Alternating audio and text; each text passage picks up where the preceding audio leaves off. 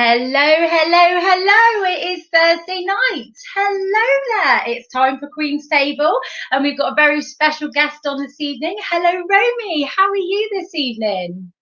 Hello, thank you for having me. Hello, yay. Oh, it's so lovely to have you on. How's your week gone so far?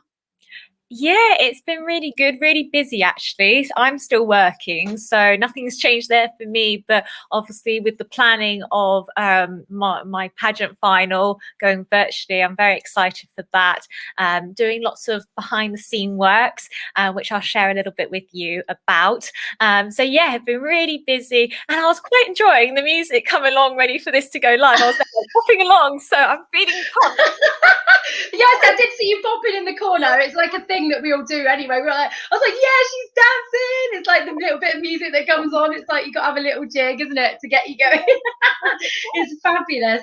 Oh, it's so lovely to have you on. So, could you start by telling us what your title is, your current title? Yes, of course. So I'm currently a Miss Intercontinental UK finalist, which is a competition held here in the UK. But if you are going to be the winner, that's going to represent the United Kingdom this year, they're going to go on to compete internationally at Miss Intercontinental, which I believe is going to be held in India this year. So very exciting. Oh, how lovely. That's really exciting, isn't it? So could you tell us when because I believe it is going, is this one going virtual this year, I understand? When is the virtual final? Yes, so they've made the decision to go virtual with the exciting thing, just like I said then, they normally send three representatives for England, Scotland, and Wales, but this year for the virtual event to go on to internationals, they are crowning just one lady who's going to represent the UK. So we're actually submitting videos for judging that are, I'm guessing, going to be pre-judged. During the day of the main final, we're going to have one-to-one interviews with the judges, which I'm really looking forward to. But the actual competition evening where you guys are all going to be able to watch our submissions is the May the 22nd. So Oh, that's lovely. Well, I should put that in my diary now and make sure I am sat here with a glass of fizz and we'll all be cheering you on. That'd be fabulous.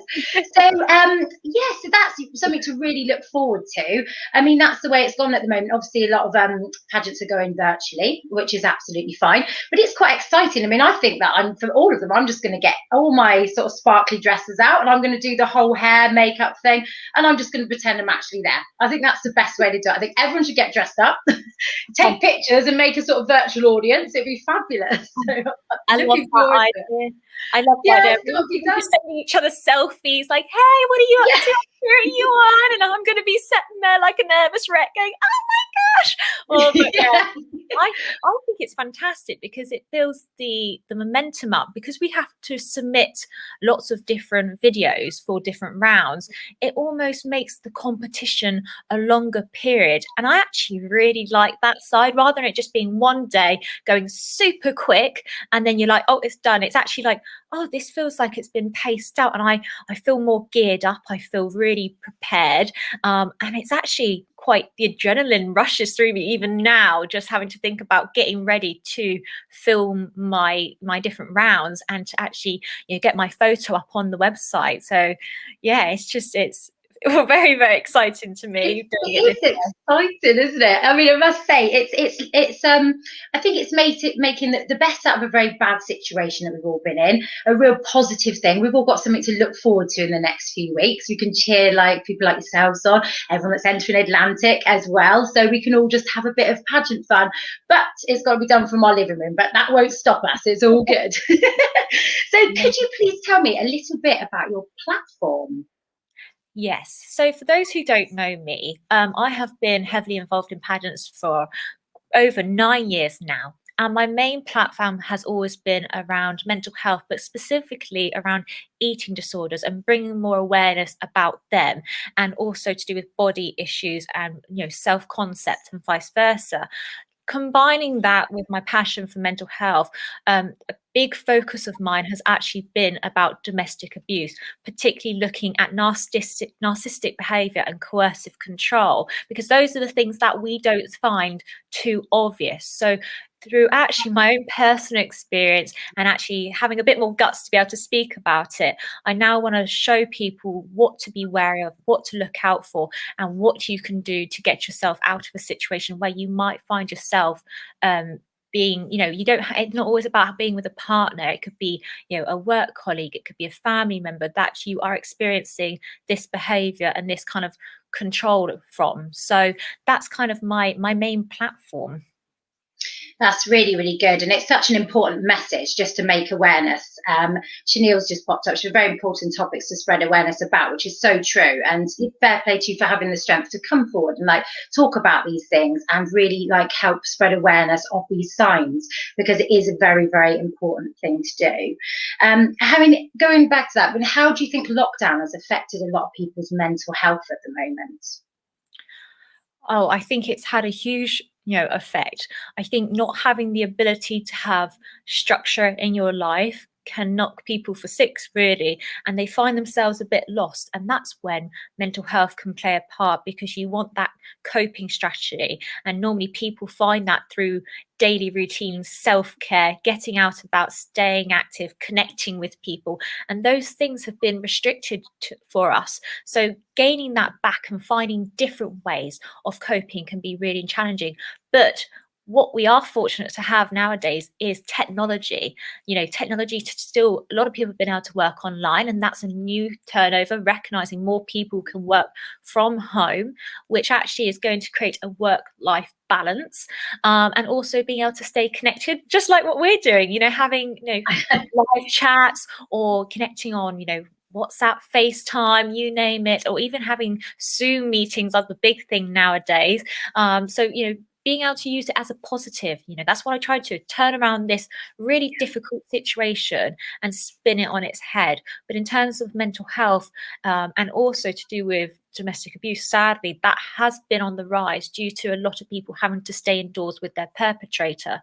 And it's about knowing that despite this situation, this pandemic going on, you do not have to suffer in silence. You are not alone, and there are still ways of getting out of that. There are initiatives in place, railways lines are offering services to people that are going through domestic abuse and need to escape, and they're still offering that throughout the pandemic. So for anyone out who might be listening or knows someone that might be struggling or doesn't know where to go or thinks they can't, please look up online, go on Women's Aid. They've got so much information on what you can do to access support, and you can get through this.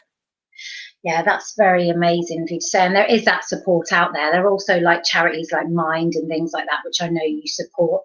And there are a lot of local ones. I mean, I know that there's lots of local charities in all sorts of areas, and you can get help.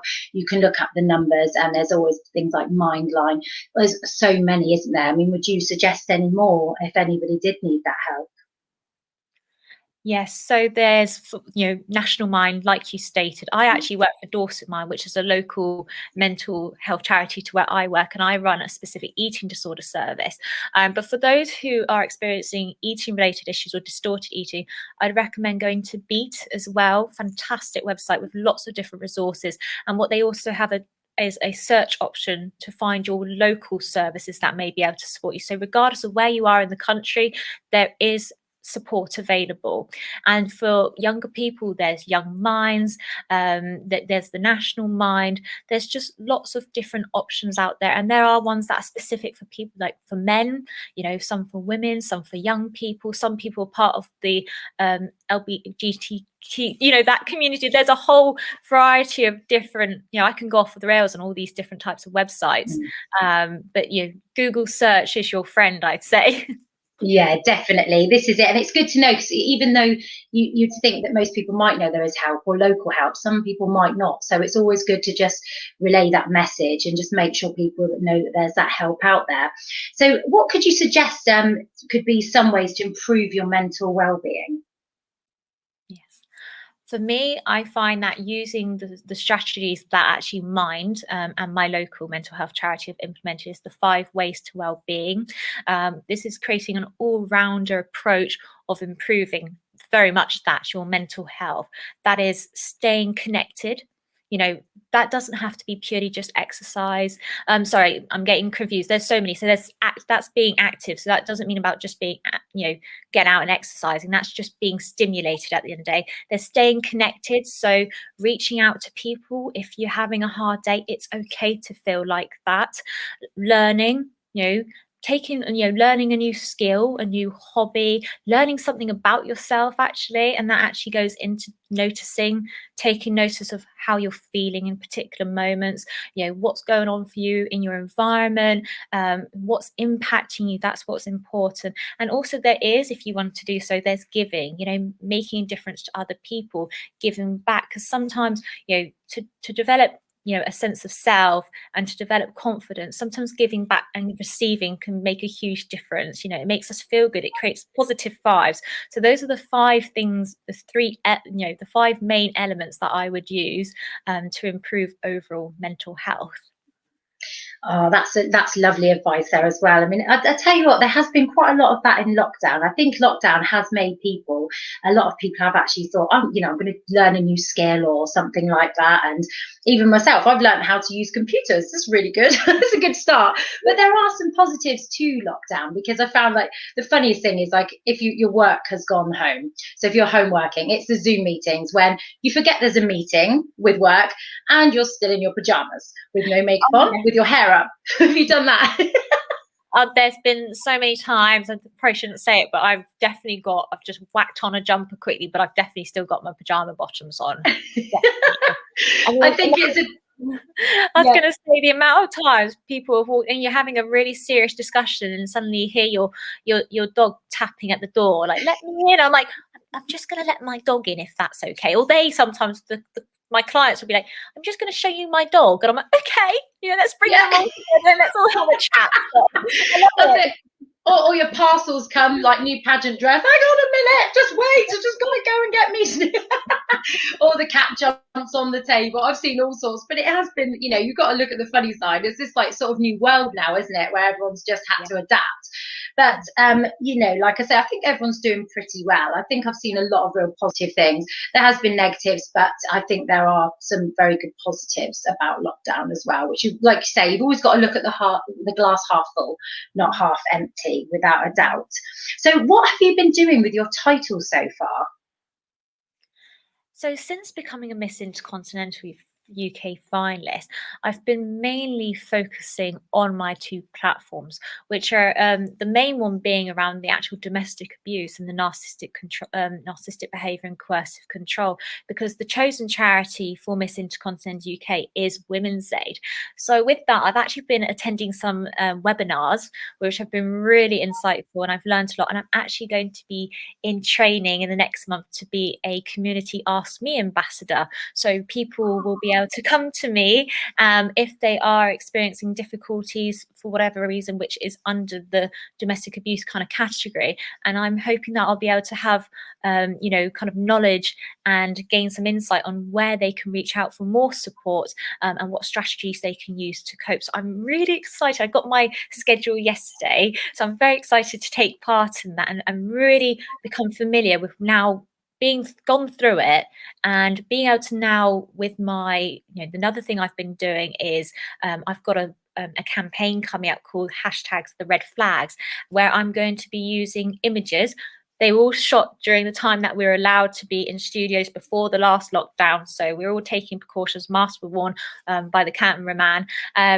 Where I'm going to be showing images of examples where you might not notice that these behaviours of another person who has got narcissistic kind of tendencies are formed, and showing what kind of the signs might be on the sidelines of that, just so people might be like, oh no, they're just protective or something. And if it's actually a repetitive pattern, that could be an indication of something. So I'm very excited to get them up. I've just got to do some tweaking with that, but they soon will be up and running, and that should hopefully make people feel that they can, come to me if they are struggling. I have already had someone approach me before that was going through a really difficult time, and she managed to get through it and escape from her perpetrator. And I'm here to do, I'm here to know that she's doing well, which is fantastic. And I feel like if I can even just help one person, I think that I'm making a difference, and my job is kind of done, especially in this, using this title, taking it onto an almost international level, fingers crossed, I can bring more awareness to this type of abuse. Because when we think of, domestic abuse, I think the first thing we come to is the physical, and that is, dreadful for anyone that's been through that. But it's also the psychological and the emotional, mental effect people have, and that's not always stemmed by actual physical abuse. That can be something else. It's really quite apparent, and I've noticed that a lot in my work. Even though I work specifically with people with eating disorders, a lot of people have had a trauma experience, and that is normally a case of having domestic abuse. So it's been a real passion of mine for quite a while now, and it's just finding the time to actually make that known, make that apparent, and actually doing something about it. So I feel like this was the perfect opportunity really to get fully involved and embrace that side that I really, really care about. Oh, that's amazing. And first of all, congratulations on doing that, because that's absolutely fantastic. And it's so good to know you're going to be helping with us. But with you, just even talking to you, you can see clearly how passionate you are about this. And it is just really lovely to see that you are going to go that extra mile just to help others. So congratulations with that. That's incredible. Thank you. So going back to competing again, how are you feeling about competing virtually this time? Oh, it's so different, isn't it? I kind of actually expected it to go virtually, but secretly I was hoping it was going to go virtually. I was really looking forward to, getting to meet the other girls at the live final, but I just knew realistically, if they are wanting to send a representative this year, we had to get someone there. And I was actually liking the concept of doing something a little bit different. I'm all about challenge at the end of the day. I like to be tested. And I feel like this is kind of pushing me out of my comfort zone, like having to be more on film rather than a live stage performance. And even though maybe you can take do a few clips over and pick and choose, I think making sure that you get it just right is paramount to maybe winning that title. When obviously on the live, it's like you got one shot, you're on that stage and off you go, and that's it. That's where the judgment. So you can make sure that that piece that you submitted is what you think is going to make you stand out and potentially win the crown. So yeah, I'm actually really enjoying the experience. I actually feel, like I said earlier, I feel because there's more involved with that, like leading up, and because I've been doing so much kind of campaign work online and also behind the scenes, I feel like it hasn't stopped, and I don't even know how it's just never going to stop even after, regardless of the results. So I think it's just been, for me, I think it's been a blessing being able to take part in this competition during such a difficult time and embracing the difference that we're going to experience in this pageant. So that's how I feel. Oh, that's brilliant. That's a brilliant answer. I love it. I just love your enthusiasm and how you've adapted to change. You've got a question from Sarah. Hello, Sarah. How are you this evening? Sarah said, how do you handle nerves? Oh, so I think that's really hard, because I think generally people get nervous because the adrenaline's rushing and it shows they're passionate. You can see on this, I've kind of probably said a few words backwards, but because I have so much to say and so much I want to get off my chest, it's like, where do I start? And when you get nervous, you often find yourself either talking super, super fast, or you kind of have that freeze mode. But for me, I think it's just trying to be as calm as you can and notice actually what you truly care about is going to come out in your discussions, and hopefully they could bypass a little bit of nerves there to know that actually that fuels your passions. So I would actually take it as almost like a compliment. You're nervous. If you didn't have nerves, or you didn't, you maybe means you don't really care as much. So having all that bit of nerves almost is that slight competitive edge. But lots of breathing techniques beforehand. And I'm one of those people, I'm often like, right, shake it off, just shake it off. And me, when I'm done a live competition, I'm normally in the wings doing a full-on wobble, and everyone's looking at me like, what is she doing? But it just gets me in the zone. And I also find sometimes, especially for like the rounds, I know it's going to be a little bit different for me virtually, especially live rounds, I find if you're in the wings and you're already stood as if you're ready to go, it's like your head's already in the game. You don't even have the chance to think about your nerves and what you're going to do. It's like you're on there already. So that's my kind of advice in that sense. Oh, yeah, I know what you mean. Before you get on stage, you're like, but we might have some. If there is live bits, if there's live bits of a pageant, you might still get that dog or that cat or the doorbell. You don't know, Yeah. it might have this new thing about it. It might be quite funny. Could you imagine the top 5 question? You're like, just about to Yeah, answer. The cat's ding like, dong, yeah, like that. Ah! Or like a cat. Like, yeah, that could happen though. It's lockdown stuff, isn't it? It's the internet. But you know, the other thing is obviously connection. Sometimes that just disappears. I remember doing an interview on here a few weeks back, and like I just disappeared for about 30 seconds. I was like, oh yeah, I'm back now. Sorry about that. So you never know with technology as well, but I'm sure it'll all be perfect. It'll be fine on the night. So I was just going to ask you as well, a question that I'd like to ask you. So if you're doing a UK pageant and an international pageant, what do you expect from both of those? What would you expect in the UK and an international pageant? obviously lots of UK pageants about now, which is actually great because you've got so much variety and choice, and I think we need that, because if the more you do, each pageant you do, you learn from it. So I think that's great that you can have so many different opportunities, and every pageant is very different. So there's no particular what to expect from a national pageant here in the UK, because some are very much focused on the element of charity work. Some of them really inspire about appearances and vice versa, as some are purely making sure that you're going to be that spokesperson for their brand, for their organization.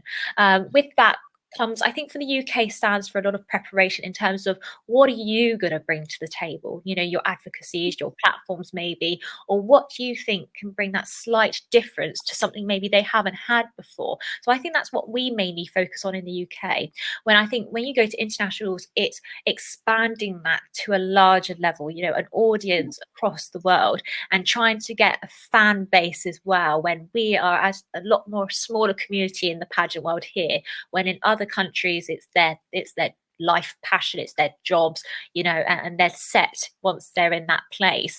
But I think it's about embracing the opportunity that you get to not only go and represent your country, which is just, you know, for me, I'm so proud when I've had the opportunity to do that, and hopefully be able to do that again soon. But also the friendships you make, the memories you create, and also the opportunity to explore different cultures, to see it from the other side, and a lot of hard work, a lot of rehearsals and practicing goes on into internationals. The one thing I'd say is a big difference is the long days at, you know, at national UK systems. It's normally a 1 or 2 day event, and not too early, you know, starts and not too late finishes. But at internationals, I can guarantee majority of the time you're up at 5 in the morning, making sure your hair and your face is ready to go, getting on a coach somewhere, off to do photo shoots, traveling the whole part of the city that you're in, and then maybe coming back at 10 o'clock at night with a bit of in rehearsals in between for the main productions. So long hours, long days, but don't let that put you off, because the production itself, the overall end result is going to be incredible. And you're going to one day, for anyone that wants to go to international, is preparing maybe for international, even been to an international, will know what I mean when I say just being on that stage and going, wow, I made it here. That's the part. And I think the difference is when you go to a UK national, you can still have that. But obviously you're representing everyone in your country when you're going to internationals. But I do think the important part is when you're taking a part in a pageant, even if it's UK based, is knowing you did it for you. You didn't do it for anyone else. You did it because you wanted to prove to yourself you can do something with your life. You can, you know, help others, whatever that's about, and whatever platform advocacies you have. And you should be proud of what you've achieved in all that time, maybe leading up to the UK system. So that's what I'd say, kind of the comparison. And I think that's why I love pageantry, because there's so much preparation that people don't recognize, especially behind the scenes. If you're not posting all the time, which a lot of us feel encouraged to do because we want to show our work, that, you know, it's almost like a, you know, a lot of people say it's like a part-time job, or even feels like more like full-time half the you know, majority of the time. But I really think it gives you a great boost in confidence, and I think it really, you know, develops an understanding of who you really are and what you're capable of doing. And I found that a huge blessing since taking, you know, starting pageantry, and still very much involved anyway. Oh, I completely agree with that. And also the friendships that you make along the way. And also today, happy International Pageant Day, everybody, because it's International Pageant Day today. And so it's lovely to be like, happy International Pageant Day. I think the friendships you make along the way, and you're so right, you do find yourself and you do get to help people. And if you're very passionate about it, there's so much you can achieve with doing pageants. I mean, once you've got that bug, if it's for you, I think that's it. And it's absolutely fantastic. So, okay, so thank you so much for coming on this evening. It's been so lovely to speak to you, and we all here from Pageantland wish you all the best in Miss Intercontinental UK, and we'll all be watching you and supporting you for the final. And also we'll be enjoying Atlantic in a couple of weeks. I cannot wait to watch that as well. It's going to get very exciting. But thank you. Yeah, thank you so much. And could you just remind everybody when Atlantic is as well? That's is it the 24th? Am I right? It is, yes. Yeah, that's good. I remember 24th for Atlantic. Yes, and then in May you've got Miss Intercontinental UK. I'll try and get that out. We'll be supporting you. So thank you so much. So thank you. And next week on Pageantland, on the Queen's Table, we've got the lovely Charlotte Lister, who's Ms. Diamond South Yorkshire. We're really looking forward to speaking with her. And tonight on Clubhouse, head over. We've got a guest speaker, as always, at 8:15. And tonight is Queens talking about your inner critic. So head over to there now, 8:15. That's going to be a good one. I'm looking forward to it. And thanks again for joining us. And as always, have a lovely week, and I'll see you next Thursday. Good night.